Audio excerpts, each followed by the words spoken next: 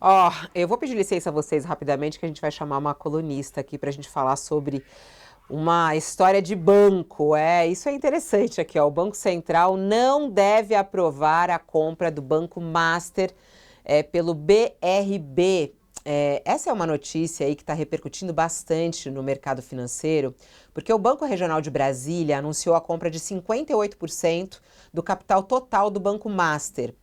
Um negócio de cerca de 2 bilhões de reais, um mega negócio. A aquisição foi aprovada pelo Conselho de Administração na última sexta-feira.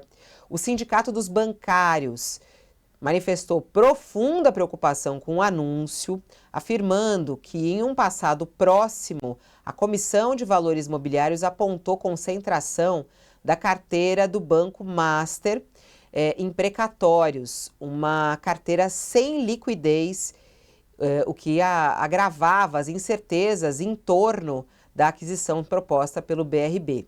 Bom, o Banco Central tem até 360 dias de prazo para analisar a aquisição do Master pelo Banco de Brasília. O órgão já vinha acompanhando a situação do Banco Master. Tem uma apuração do jornal Globo dizendo que o Banco Central não deve aprovar o negócio. A gente está em contato com a Mariana Barbosa, a nossa colunista aqui do UOL, que recentemente chegou aqui conosco. A gente ainda não conversou ao vivo. Uma honra tê-la aqui conosco, Mariana. Boa tarde, seja bem-vinda. Obrigada, prazer estar aqui com vocês. Vamos lá, vamos E, entender, né, o que está por trás dessa negociação, pela sua experiência, inclusive nisso, o Banco Central realmente deve frear, essa compra? O que você acha? Pois é, se o Banco Central fizer uma avaliação honesta sobre o balanço patrimonial do Banco Master, isso é bem possível que ele não aprove essa operação, né? Assim, as pessoas com quem eu conversei falam que é possível que o Banco Central faça uma intervenção no banco, se ele de fato fizer essa avaliação honesta, né? O que o Banco Central vai ver? Ele vai ver qual que é o patrimônio líquido do Master, que ninguém sabe exatamente, porque o último balanço disponível é só do primeiro semestre do ano passado. Então, ninguém sabe exatamente qual é o número e se o que está no balanço é verdadeiro. Nesse último, o único balanço que a gente tem disponível, o patrimônio líquido era de 4,1 bilhões de reais. E o Banco de Brasília vai pagar, por isso estão falando aí de uns dois, enfim, mais ou menos aí o quanto que o Banco de Brasília iria pagar por essa operação, aí uns 2 bi, que seria 75% do patrimônio. A questão é que o patrimônio é a diferença entre os ativos e os passivos, né? O quanto que ele tem de bens e quanto que ele tem a pagar para os investidores. Isso é o quê? Essa é a grande dúvida. A questão é que os ativos do banco são ativos muito arriscados, muito estressados. Então, ele reporta um valor de um precatório que, na verdade, quando ele conseguir esse precatório, quando houver uma decisão judicial, o valor que vai entrar vai ser muito menor. Então, assim, tem uma série ele investe em empresas que são que o mercado vê como empresas complicadas.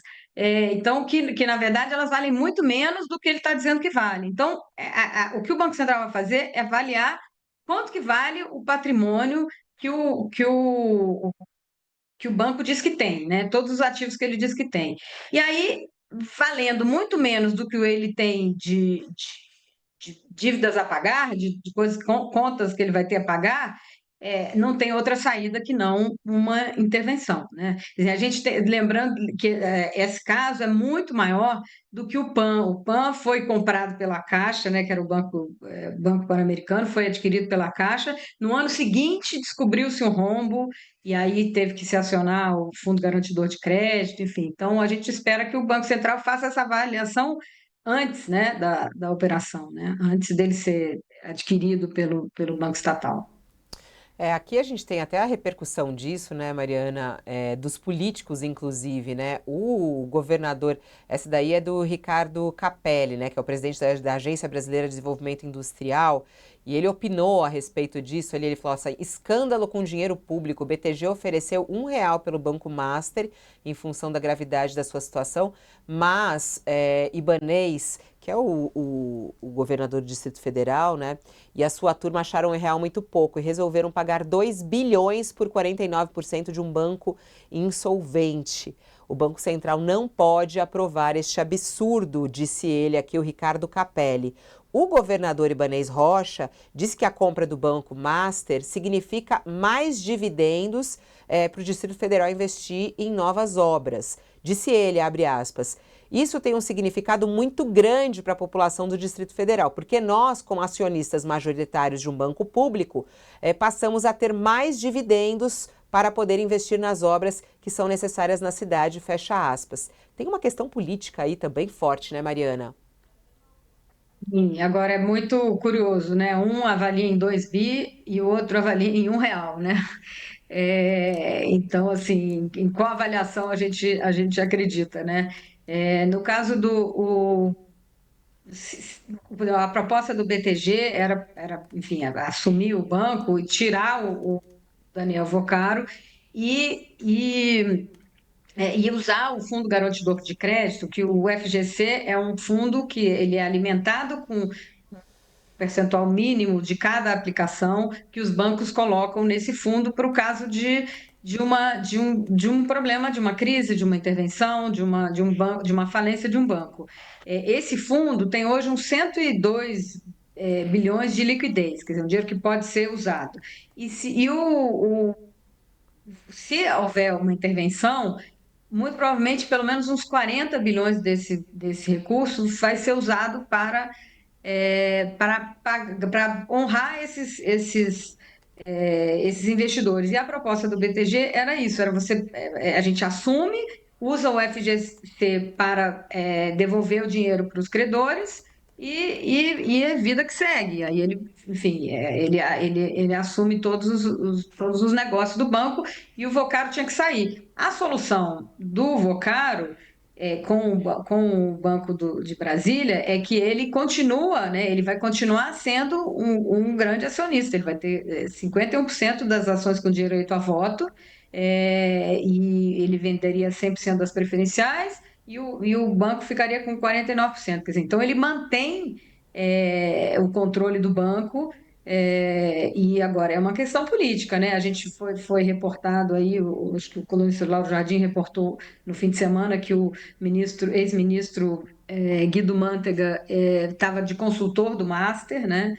Enfim, tem muitos interesses políticos aí nessa decisão, né? É isso.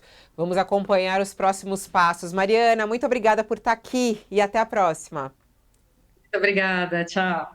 Mariana Barbosa, nossa nova colunista, vai lá no nosso UOL Economia que você encontra. O Josias queria comentar a respeito dessa história do Banco Master. O que está por trás disso, hein, Josias? Qual é aí o alerta?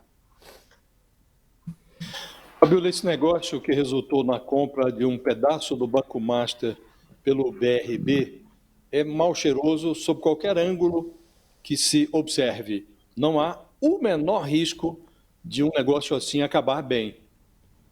O Banco Master estava operando em situação que o mercado financeiro olhava de esguelha, numa situação que inspira todas as suspeitas do mundo. O dono do banco é um operador muito agressivo e, ao mesmo tempo, exibicionista, esse Daniel Vocaro, e ele adotou uma estratégia agressiva para obter recursos e utilizou para isso esse Fundo Garantidor de Crédito, que é um fundo abastecido por todos os bancos.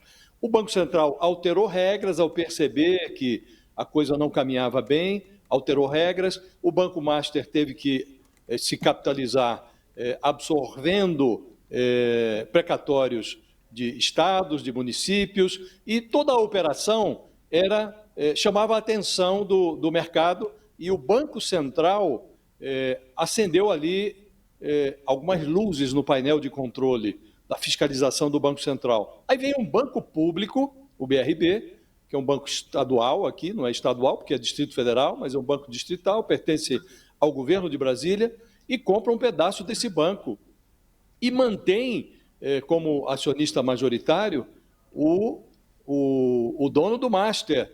Então, joga 2 bilhões em dinheiro público dentro de uma operação que o mercado considera temerário e que o Banco Central já olhava com precaução, e aí fica a dúvida. Como é que um banco chega a esse ponto, Fabio, e o Banco Central não interveio?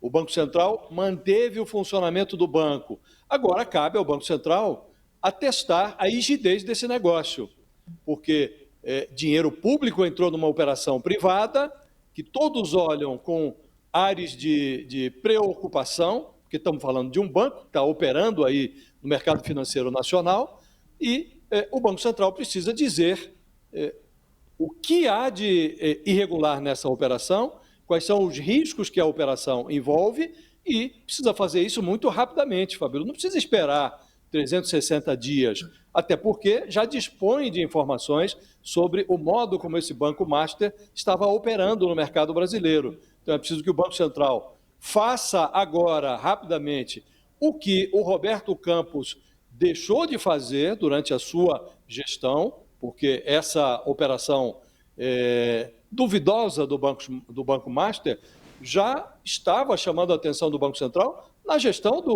Roberto Campos Neto. E agora está no colo do Galípolo essa operação esquisita que levou o governo do Distrito Federal, comandado pelo PMDBista aí, pelo governador Ibanez Rocha.